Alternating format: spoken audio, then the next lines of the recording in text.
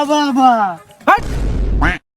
হক মাওলা ছাগল দিয়া সিন্নি রাইন্দালা বল তোর কি সমস্যা? বাবা আমার বউ পরকিয়া করে বাবা। আচ্ছা, লজ্জায় কারো কাছে কইতেও পারি না, সইতেও পারি না। তাই আপনার কাছে আইছি, আপনি কিছু একটা করেন বাবা। হক মাওলা ছাগল দিয়া সিন্নি রাইন্দালা ফোন দে তোর বউরে। ও বাবা, আমার ফোনে তো টাকা নাই বাবা।